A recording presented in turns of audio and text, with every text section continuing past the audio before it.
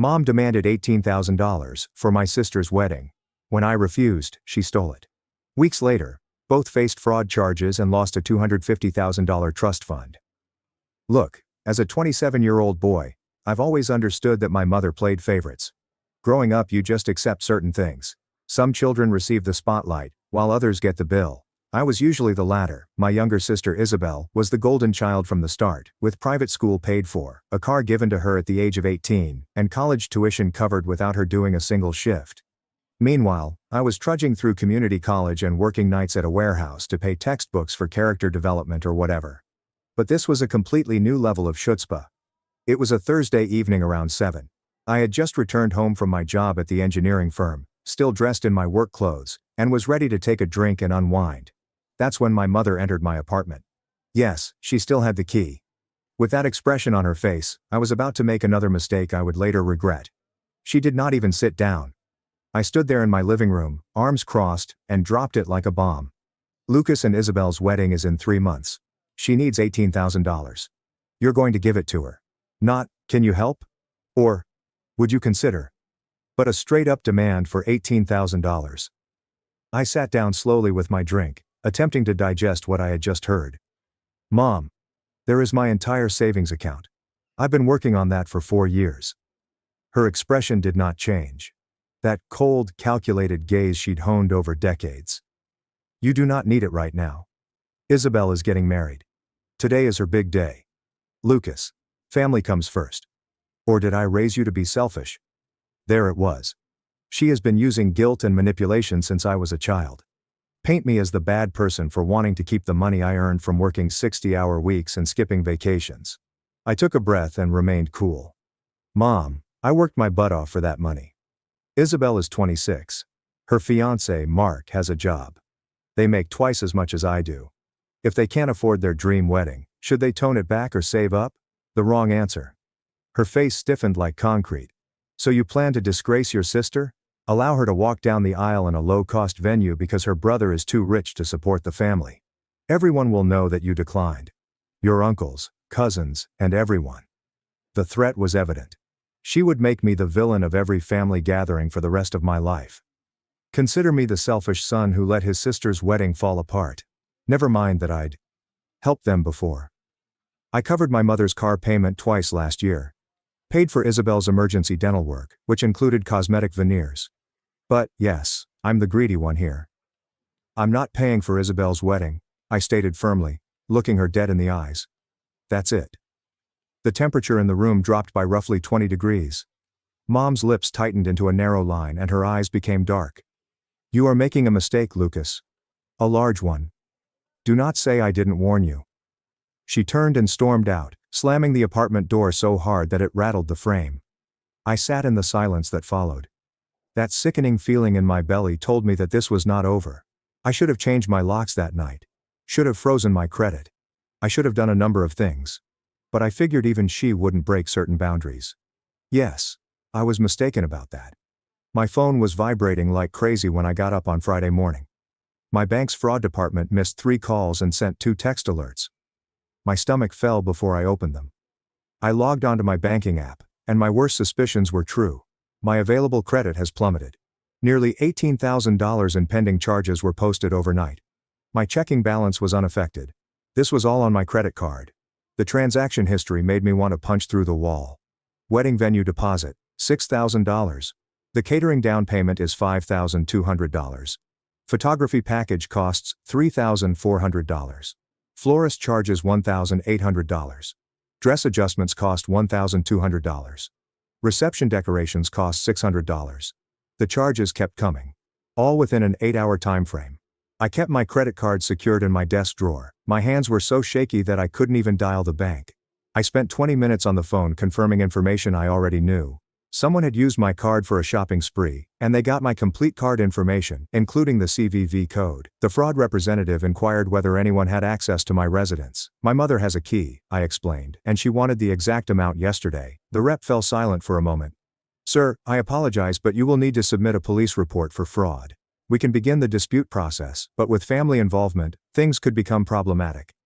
I hung up and sat on my couch, trying to get my brain around it. My mother had broken into my apartment, found my credit card, and used it to pay for my sister's wedding, which cost nearly $18,000. Not asked, borrowed, or stolen.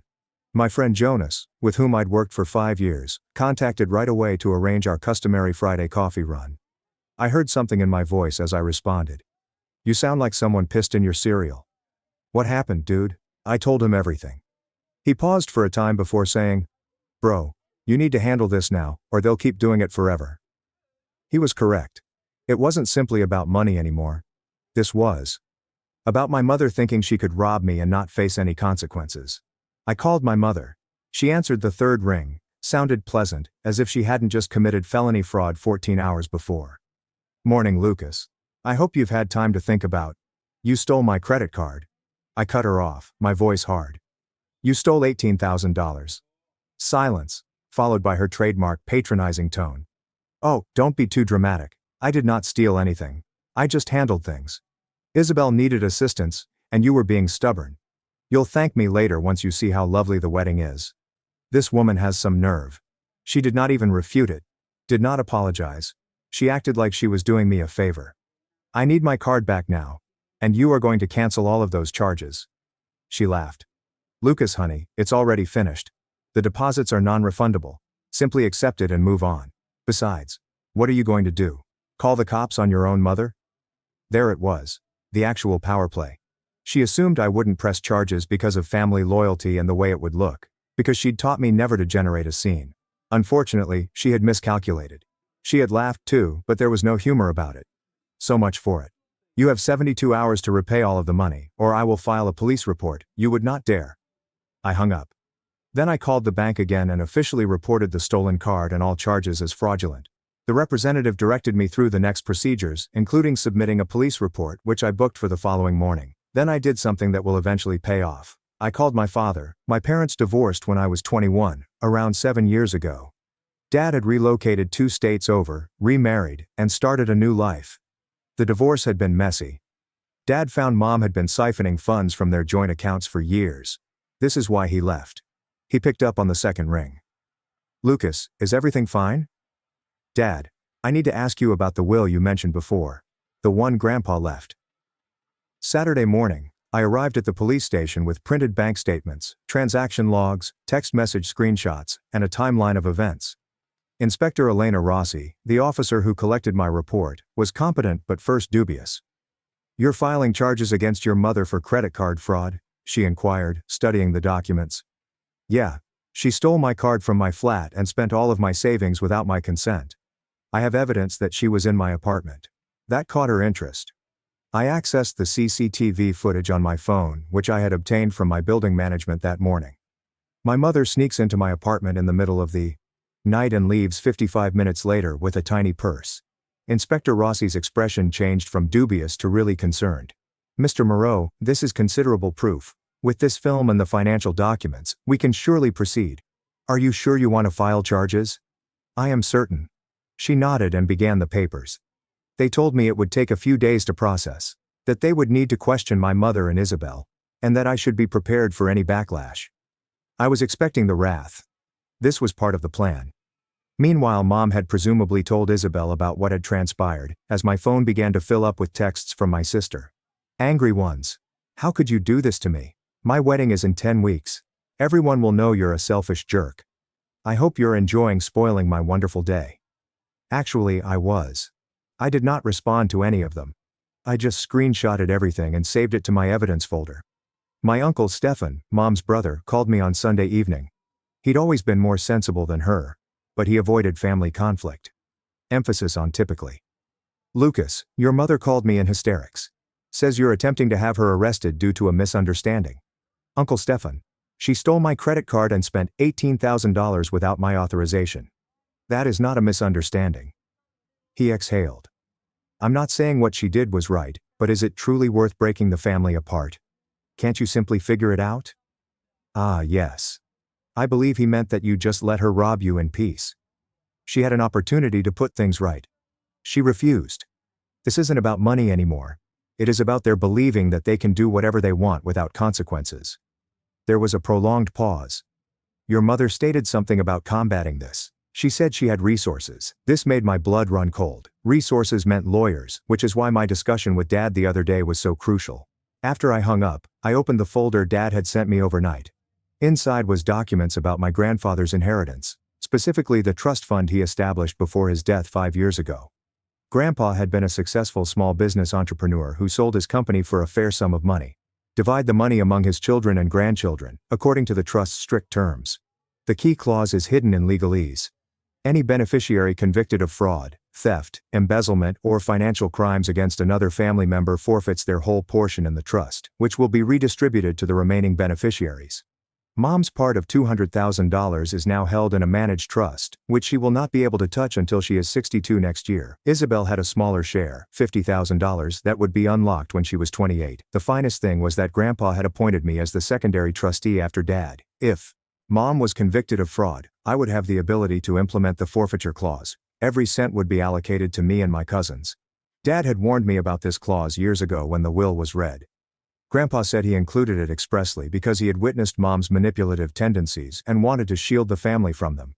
At the time, I assumed it was paranoid. Now I had the nuclear option. Monday morning, I received a call from Inspector Rossi. "Mr. Moreau, we have reviewed your case. Given the evidence, we are proceeding with charges. Your mother will be contacted this week for questioning." "How about my sister?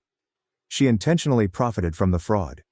"That is difficult. If she truly did not know the money had been taken, we cannot charge her, but we will question her." After we hung up, I texted Isabel. One basic message: every charge made with my stolen card must be returned immediately. You have 72 hours. Her reaction arrived within minutes. "Are you insane? The deposits are non-refundable. The wedding is in 9 weeks. I am not canceling anything." I responded, "Then you'll be getting married while Mom is facing with fraud charges. Your choice. You're bluffing. You will not do this." I did not answer. Wednesday morning, the bomb went off. Inspector Rossi and another police arrived to Mom's residence to question her over the fraud charges. My aunt, who lived close, sent me a play-by-play in within an hour. They claimed the cops were there for 100 minutes. That mother came out pale and scared. Isabel screamed at them from the driveway. That afternoon my phone rang. Mom's attorney, Laurent Dubois, appears to have specialized in family law and white-collar defense. Wonderful. "Mr. Moreau, I represent Claudia Moreau in connection with the claims you have made. I am phoning to discuss a resolution. My customer confesses that there was a misunderstanding over the use of your credit card. She's willing to set up a payment plan to repay the $18,000 over the course of 14 months. In exchange, you waive the charges." I nearly laughed. 14 months? A repayment plan? What about stolen money? Your client stole my card and committed fraud. There is video evidence. This is not a misunderstanding. It is a crime. The answer is no. His tone hardened. "Mr. Moreau, I would advise you to reconsider. Bringing criminal charges against your mother will be costly, time-consuming, and irreversibly harm your family relationships. Is it actually worth $18,000? "Yes," I replied bluntly. "Very good. But I should tell you that we will mount a strong defense. This will turn ugly." Waiting for it. I hung up. After I hung up, my phone began to vibrate with texts from various family members. My Aunt Margot, Uncle Stefan, and even some cousins I seldom spoke with. Everyone was trying to get me to drop the accusations, to be the bigger person, to think of Isabel's wedding. None of them labeled Mom's actions wrong. It was all about protecting her and making sure Isabel's special day was not wrecked. Funny how family comes first, only when they require anything from me. Everyone knew Mom favored certain people, controlled others, and spoilt Isabel, but they all agreed because it was simpler than confronting them. So I was done making things simple. That evening Jonas arrived with pizza and drinks. Since the theft, he had been checking in on me every day to see how I was doing. So they hired lawyers, he claimed. "Does this suggest you're in trouble?" "Nah, I have surveillance footage, bank records, and her own admission from a recorded call. She's screwed and she knows it. The lawyer is simply attempting to limit the harm." "How about the wedding?" I opened Isabel's Instagram on my phone. She'd shared a long dramatic story about how her toxic brother was attempting to spoil her special day, and how families should support one another. The comments were largely positive. Her buddies did not know the whole tale. I told her she was playing the victim card too aggressively. Jonas shakes his head. "Your family is just extraordinary.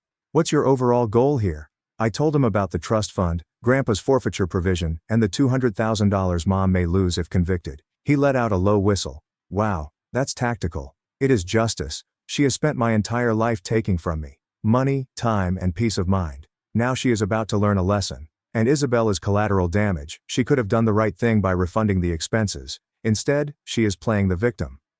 Jonas raised his drink. I have to say, man, I really admire this.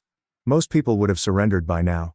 The following few days were a flurry of legal preparation. Inspector Rossi called with updates. The probe was moving forward. They had confiscated Mom's financial papers and discovered evidence of other suspicious activities. Mom has apparently borrowed money from family members without asking for it before. Friday afternoon, exactly 1 week after the incident, I received a call from Isabel's fiancé, Mark. I scarcely knew him, but he sounded stressed. Lucas, man, we need to chat. Can we meet for coffee? It's just us. Interesting. I promised to meet him Saturday morning. Saturday morning, I arrived early at the coffee shop and settled into a back corner table where we could converse privately. Mark came 10 minutes later, looking worried and as if he had not slept in days. He sat across from me. Thank you for meeting me. I realize things are a disaster right now. That's one way to phrase it. He took a breath. Listen, I need you to grasp something. I didn't realize your mother stole that money. Isabel informed me you had agreed to contribute to the wedding and were eager to help. I leaned back and studied him. He appeared real, and you trusted him despite the fact that I had never discussed the wedding with you.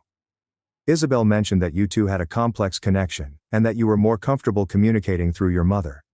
I thought that was strange, but... He trailed off and ran a hand through his hair. I wanted to believe her. We're getting married in 9 weeks. So, what has changed? The cops stopped up at her flat on Thursday to ask inquiries. I was there and overheard everything. When they went, I asked her directly if she knew the money had been stolen. She broke down and confessed everything. That caught my interest. Everything? Mark nodded, appearing unwell. Your mother did not only steal your card that night. She had been planning it for weeks.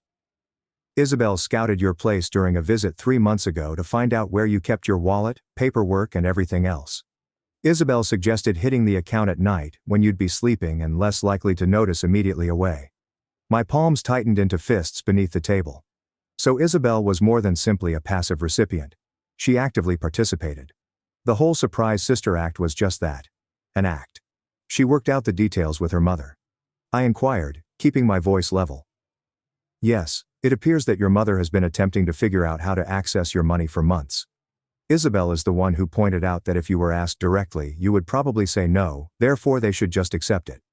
I thought my trust difficulties couldn't get much worse. Why are you telling me this? I asked. Mark stared me in the eyes. Because I am not going to marry someone who helps rob their own brother. I called the wedding off this morning. The words remained in the air between us. I had not expected that. Did you call it off? I gave her the ring back an hour before I arrived. I told her I couldn't establish a life with someone capable of such dishonesty. She has been phoning and texting nonstop, but I banned her. He brought out his phone and showed me a series of increasingly anxious messages from Isabel. Mark, please. And that was Mom's idea, and I'll make things right. Finally, you're going to regret it. She also stated that she would tell everyone that I abandoned her at the altar, cheated, or did whatever else to make her appear like the victim. I'm ready for it though. I've already informed my family the truth. I respected that. Guy had a backbone. What do you need from me? Nothing really. Nothing. I just wanted you to know that not everyone in this scenario is against you, and I felt you should understand the entire scope of their plans. There is more. Of course there was. Mark took out his phone again, opened his photographs, and showed me copies of text communications between Isabel and Mom, plans for accessing my flat, and discussions about which vendors to book. Isabel even sent a message stating that Lucas is too passive to truly press accusations. He'll fold as the wedding date approaches. That one stings. Can I get copies of these? I inquired. I've already emailed them to you. I figured the cops might want them for their case. We talked for another 30 minutes. Mark shook my hand as we parted ways. For what it's worth, I'm sorry you're going through this. Your family has been making you believe you are the problem. You are not. Yes, they are. I drove home in a haze. My Isabel had actively collaborated with Mom to rob me, while mind-whirling. Simultaneously posting on social media about how eager she was for her wedding, how grateful she felt, and how much she loved her family. The manipulation was astounding. That afternoon I sent Mark's screenshots to Inspector Rossi. She called me 20 minutes later. Mr. Moreau, these messages have a tremendous impact. If Isabel consciously helped plot the fraud, we can accuse her as an accomplice. Are you ready for that? I recalled all the times Isabel had gotten away with stuff when she was younger. The lies, the stolen money from when we were youngsters, the times she destroyed my car and blamed it on me. Mom had always shielded her and made excuses. Yes, I answered. Charge her. The following week was chaotic. On Monday morning, Inspector Rossi brought Isabel in for interrogation. Based on the texts Mark gave, they had enough evidence to charge her as an accomplice to fraud. She was arrested on Tuesday afternoon. My phone burst with messages from family members. Again, they were all incensed that I had allowed the police to arrest Isabel as if I had personally arrived with handcuffs. The best part. Mom's lawyer phoned me on Wednesday. His tone was drastically different than previously. Professional panic. Mr. Moreau, considering the current developments with your sister's incarceration, my client would like to suggest a settlement. She will return the entire $18,000 instantly and reimburse all of your legal fees. In exchange, no. Mr. Moreau, please listen. I said no. Your client has several chances to put things right. Now she must face the consequences. The prosecution is threatening jail term, possibly 3 to 6 years, for fraud and identity theft. Is this truly what you want for your mother? What I want is for her to be held accountable only once in her life. And, honestly, all I wanted was to stop receiving phone calls from pricey lawyers who charge by the minute. He attempted some additional angles. Family healing, fresh starts, and focusing about the big picture. I shut it all down.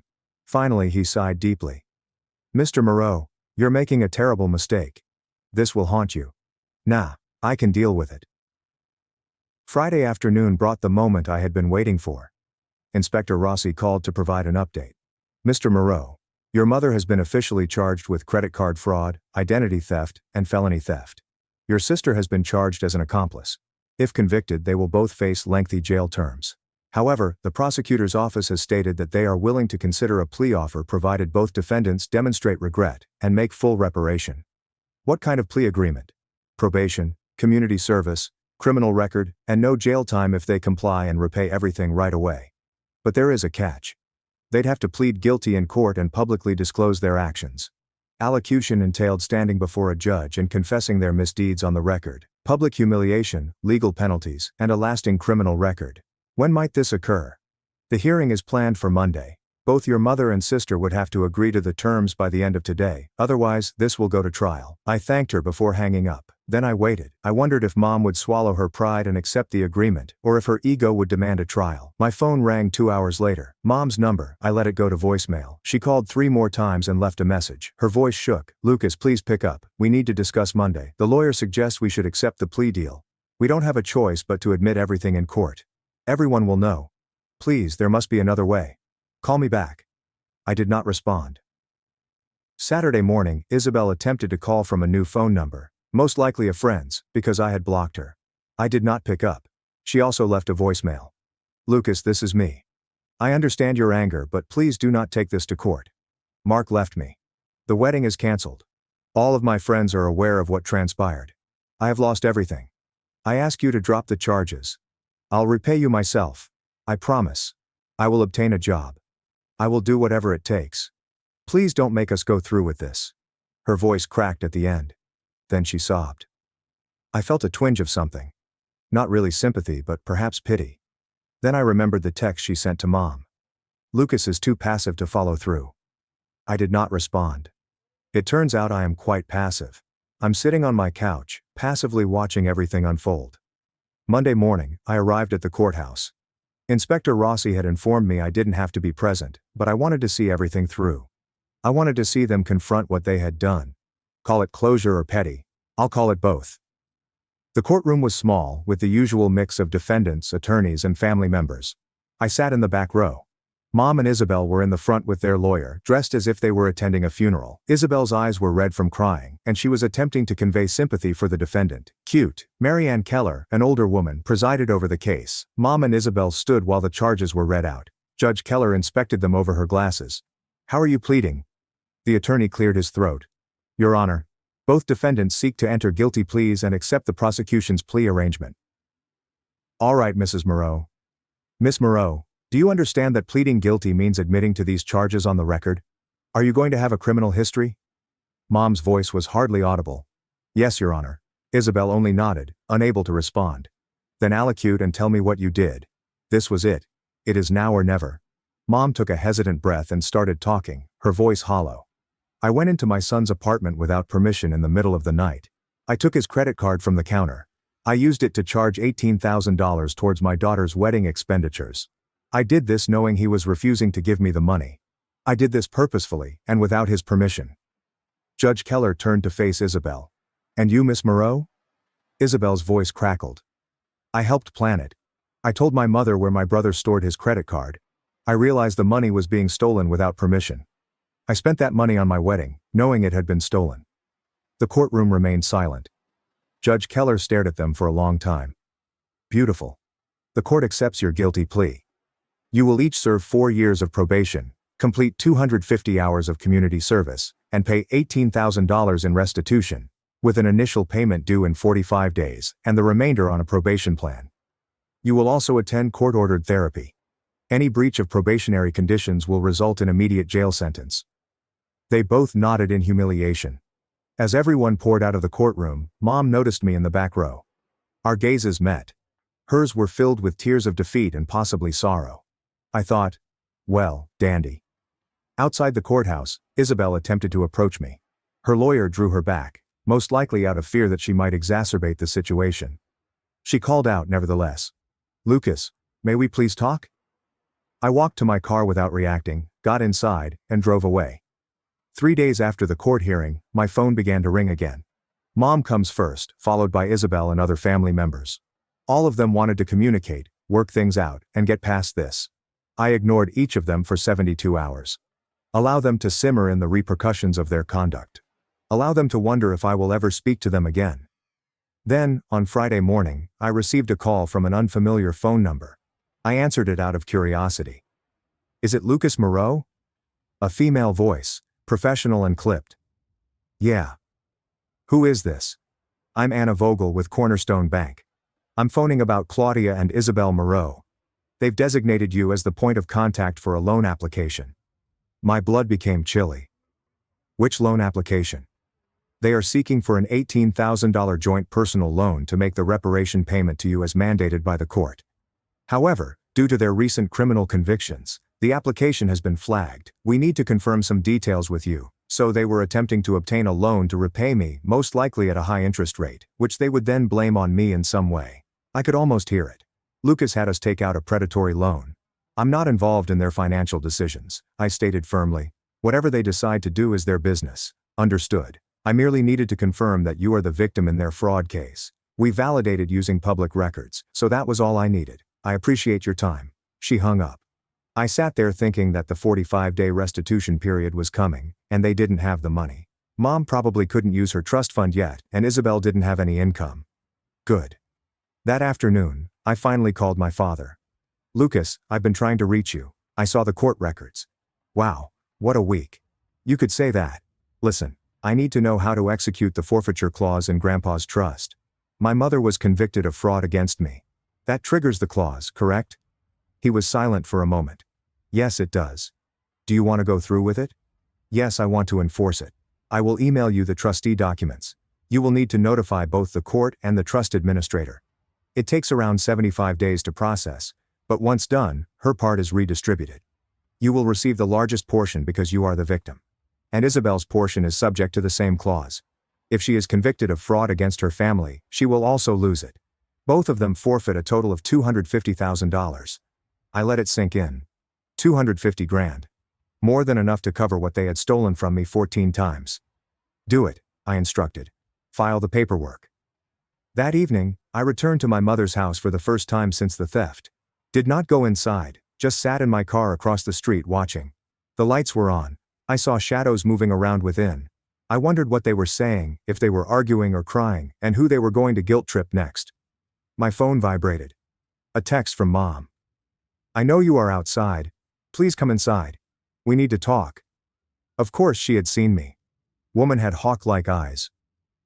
I got out of the car and went to the front door. It opened before I could knock. Mom stood there, appearing as if she had aged 12 years in 2 weeks. I stepped inside. Isabel sat on the couch, looking equally devastated. Mom gestured to the dining room table, which was covered in paperwork, saying, We need to discuss the restitution payment. Loan applications, budget spreadsheets, and bank statements. We do not have $18,000 in liquid cash. The bank offers a loan, but the interest rate is 23%. It will take us 7 years to pay it off. Not my problem, I replied flatly. Isabel's head snapped upward. What do you mean by, not your problem? You are the one who filed charges. You are the one who put us in this predicament. No. You are the ones who have stolen from me. How could you be so heartless? Isabel stood forward, her voice rising. Family forgives one another. You are supposed to. I am supposed to what? I cut her off. Let you rob me and then thank you. That is not how families function, Isabel. This is how abuse works. Also, I'm quite sure the family doesn't treat your residents like a heist movie, but maybe I missed the Hallmark special. Mom raised a hand. Everyone should calm down. Lucas, please. There must be a way to work this out. What if we arrange a payment plan with you directly, smaller amounts over time? You mean the 14-month plan your lawyer proposed, which I already rejected? We're desperate, Mom explained. For once, her voice was free of manipulation. If we accept this loan, we will be in debt for years. Isabel cannot find work because of her criminal background. I might lose my job if they do a background check for my renewed certification. We are drowning here. I glanced at both of them and saw the wrecks of their lives.